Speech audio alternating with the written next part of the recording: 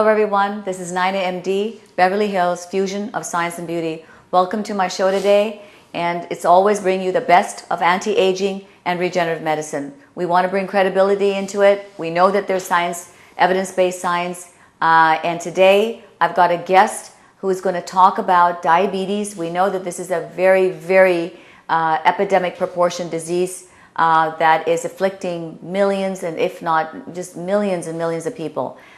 There's been traditional treatments, of course, the medicines and you know, the hormone insulin. There is a fact, and that is that 85% of diabetes can be treated with just diet and lifestyle alone. Do people ever realize that? And the frustration is there's so many recommendations of what kind of diet, and we went from like a glycemic diet to a glycemic index diet, and no one really quite understands what's going on. And I want to introduce to you a guest who's a phenomenal, he's a PhD in health sciences, he's lectured and written so many books, and he really knows his nutrition, knows what the sophistication of nutrigenomics is. That's Dr. Delgado. Welcome to my show again. Great to be with you, Dr. Naina. And you know, again, I think it's important to educate the audience about, we know that conventional medicine, and you know, we again, please don't get me wrong, it's not like we're dissing conventional medicine. I am an MD. I think it's so important for so many of the things about how to check your blood sugars, how to monitor all the protocols, how we need to do the blood testing and so forth. We absolutely have to do all of that. But in terms of diet and lifestyle recommendations, we feel that there's been a certain sophistication, certain evidence-based trends that have emerged that are not adapted. It's almost like the health revolution. We're lagging behind what the protocols and the standard of care adapts finally to. It takes them years, and by that time we're already outdated, and it's like a computer, right? By the time you get a whiff of this trend and you start adapting it, then suddenly you've got other studies that should have been instituted. So I don't want to be 20 years behind. No. I don't want to be 10 years behind. I want to be, you know, the what is going on. And so nutrigenomics is a field that allows us to look at things differently, to look at biochemistry. So tell us about diabetes, what the traditional recommendations of diets have been, and where we're at today. Well, I think that for years people thought that the principal cause of diabetes was sugar, because they would see that in primitive times, the Egyptians, they would see that there was urine on the ground and flies would come around. They say, oh, well, there's something wrong with this person. There's sugar spilling out of their urine. Yeah. But they were on the nobility diet. They weren't on the peasant's diet. The peasant's diet was wheat and whole foods, and they never got diabetes. It was the wealthy that were eating, you know, imported meats and cheeses and fats. And so it was interesting that later Dr. West and Dr. Kempner discovered that rice and fruit were not only conducive to improving blood sugar levels, they were one of the best ways to with the fruit. And when was this? Well, Dr. Kelly M. West was an endocrinologist, and he published his findings in 1966 in the medical literature, but it was forgotten. Why was it forgotten? It was forgotten. And you know, Dr. Kempner before him published his results in 1950s. And later, Dr. Hemsworth and then later Nathan Pritikin rediscovered it, and then he put the information out. And better than that, Pritikin took 3,400 patients monitored by Loma Linda University, and they took all these diabetics, they all showed up, and they put them on rice, potatoes, fruits, and vegetables, starch. Fibrous foods, you're not supposed to be doing. Supposedly, but they were taking off the excess oils, no fat in the salad dressing, no added fatty meats, no cheeses. And sure enough, within 30 days, I stood right next to Nathan Pritikin while they were measuring blood sugar levels and reviewing the lab results week after week. Within 4 weeks, 90% of them were off their insulin and back to normal on a whole foods diet, unprocessed. And it, you know, of course, we didn't add sugar, but it had natural sugars and fruit and the vegetables and the potatoes. So let's just discuss that. Right. Natural sugar is different from processed sugar. And what conventional medicine has done is that suddenly you stay away from sugar. It's like almost all sugar. So we understand that in diabetes, yes, you don't want to be on an all fruit diet, but to simply say no fruits or right. Just avoid the high sugar fruits, well, you can still take based on the amount of sugar and amount of exercise and amount of of whole foods and fiber that absorbs some of this, what we call the glycemic load.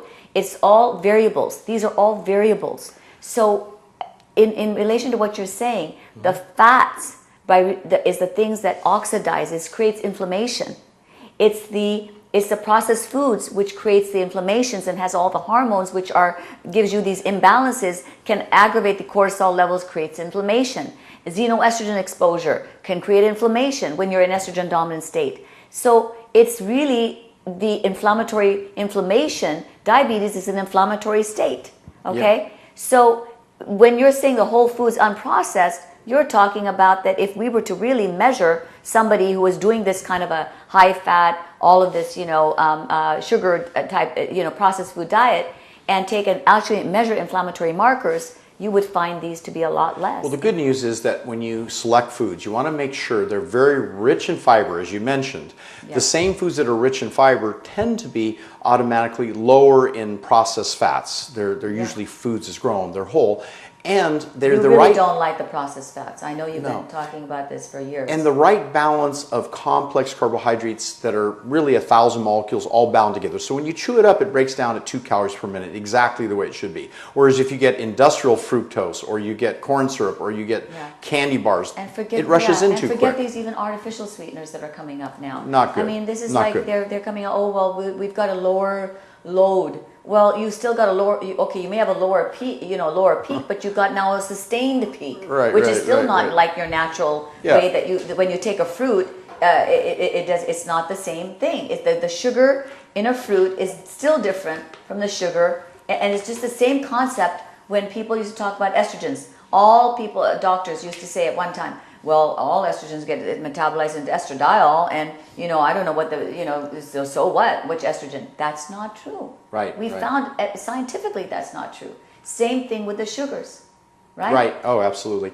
And it's interesting that the body needs the fuel of glucose for the brain, for athletics, for everything we do. And the fats need to be titrated. So when you buy something, it should have less than 2 or 3 grams of fat per serving, and then you can mix it into a salad.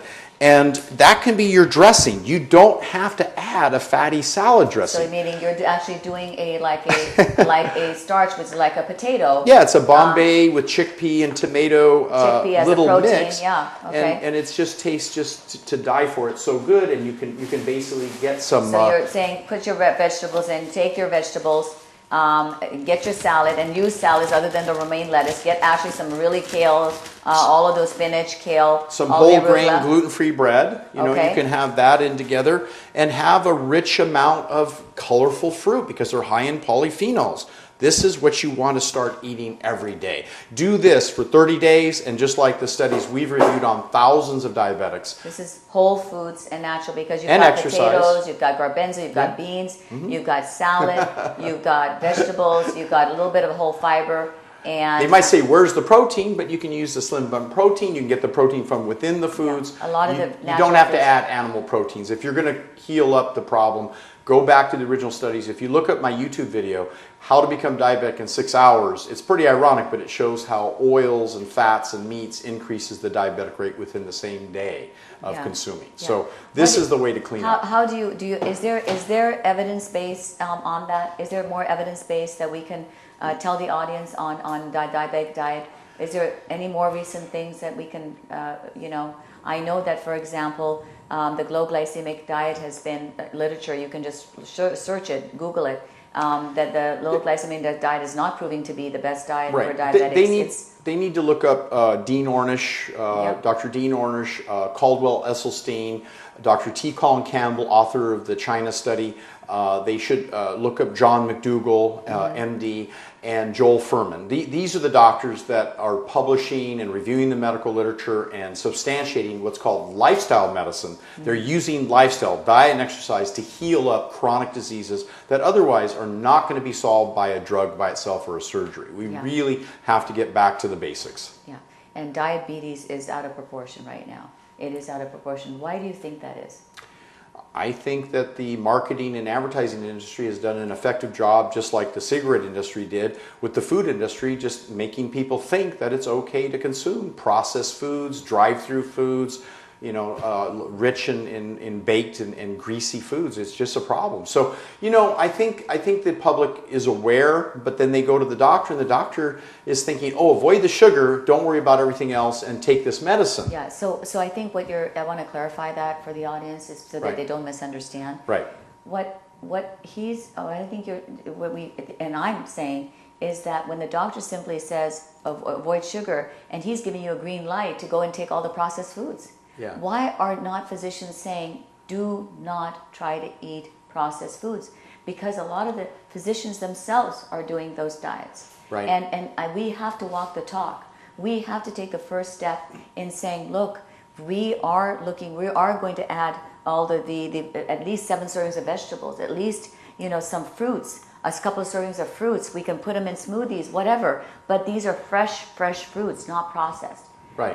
And I think that is what needs to occur. That's why people come back. The clients will come back and say, oh, didn't work because my blood sugar keeps going on. So then you do the medicine, then you go to insulin, then you go this. That's because our diet and lifestyle is really not being thoroughly addressed.